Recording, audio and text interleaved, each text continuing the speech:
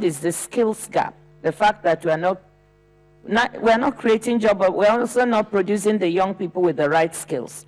And the third is delivery, government delivery, that we don't have the delivery capability in our government, so it's weak, and the institutions are missing to really help us deliver essential services to our people.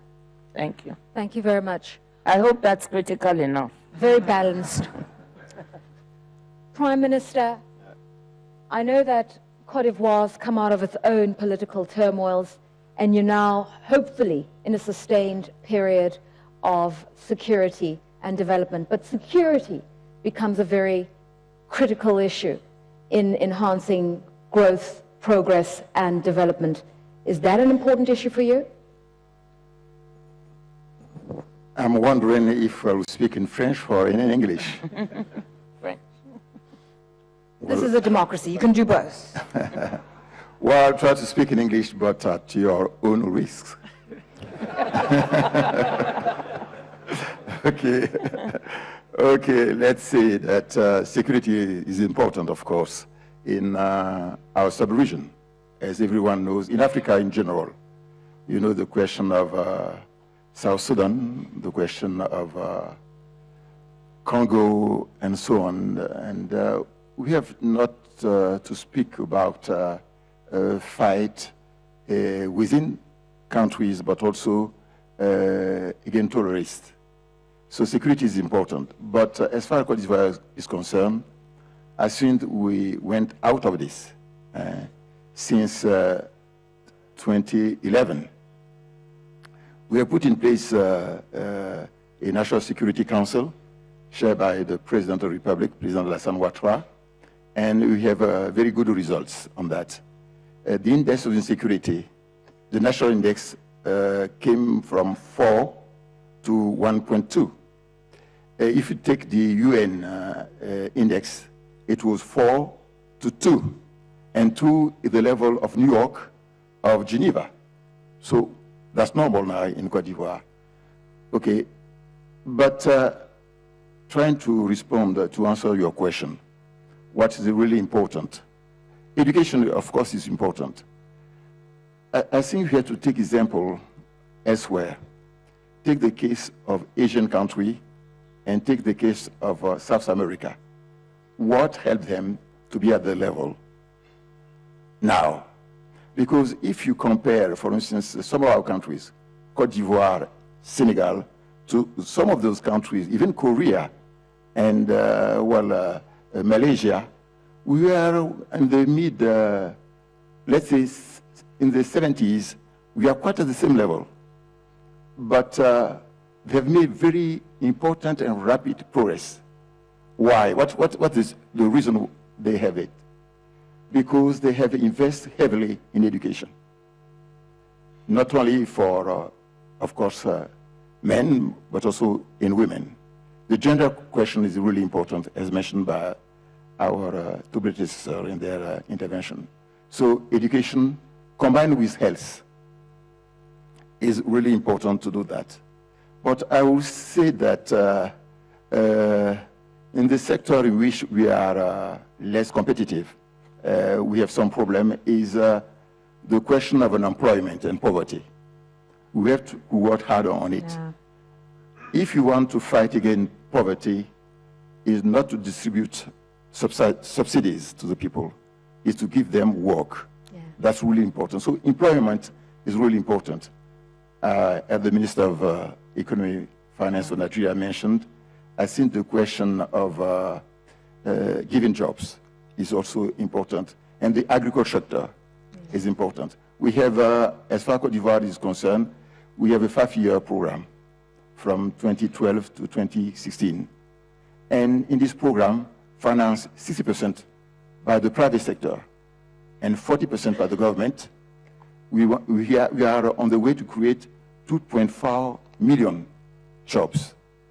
So that will change things, not only to improve agriculture in Côte d'Ivoire, we are also a very important base of agriculture, but also that will modernize the agriculture, introducing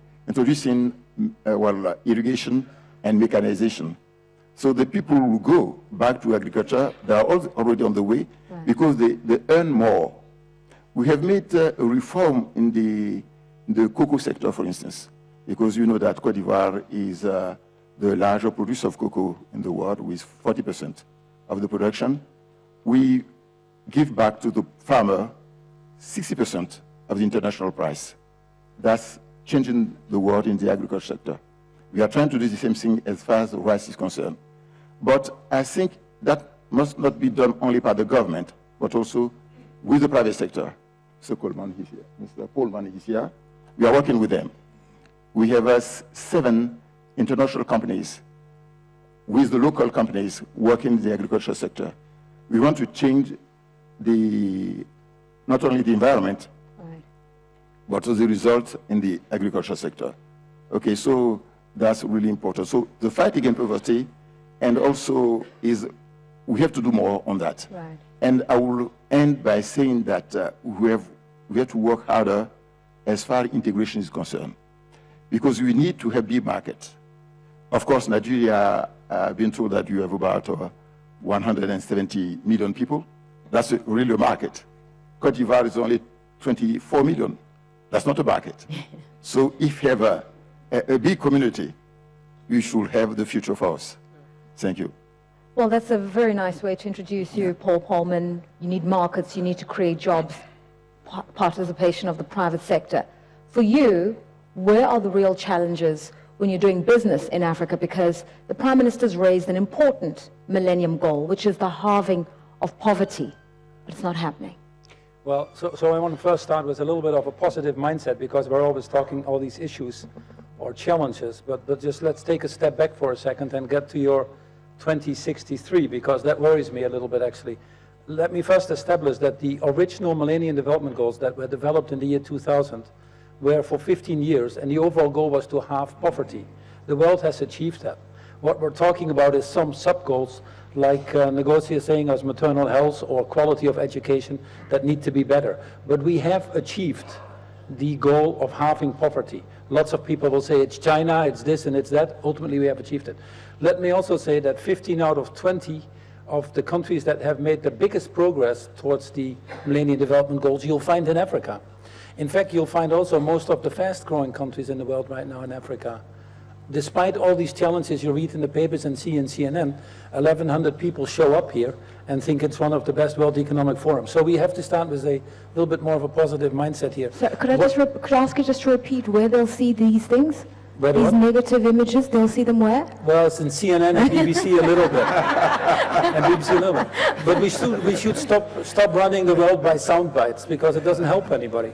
So that's that out of the way. Let's go back to the Millennium Development Goals, because I think the first thing we have to agree on, also for Africa, is not 2063, it's 2030. Because in the next 15 years, we can eradicate poverty. And then the most important thing is to do it in a more sustainable and equitable way, as has been mentioned. In a country like this, or in Africa itself, still 60% of the people living in poverty, that's not going to last. When you have 40% of your youth unemployed and need to create 2 million jobs a year, is not going to last. And when we did the work of the Millennium Development Goals for 2015 onwards, or hopefully what is called the Sustainable Development Goals, first of all, I want to thank Africa, because we had Ngozi on the panel, Betty Maya, who is here, Grasa Machel, very strong representation from Africa on the panel. But more importantly, when the Reach Out efforts were happening, we had 1 million African young people talking about the world they wanted, more than any part of the world. If there was anything that surprised me, and I spent the time more globally than in any region, was the enthusiasm of the young people in Africa to create a better world for all. Now, the main thing that needs to happen is obviously good governance, institutions functioning, peace, rule of law, access to, respect and dignity of the individual, as I call it. These are the fundamentals. Yeah. And there are enormous opportunities, but they're fundamentals for business as much as for governments, because they're fundamentals of society. And then the second thing I would ask is, as we develop this growth, because this continent is growing very fast, be sure it's done in a sustainable way. We have the opportunity to design the growth here in the future and not make the mistakes that have been made in many parts of the world. So how do you do your agriculture, make it sustainable? Yeah. How do you take care of climate change and be active parts of that? And again, Africa is taking a very responsible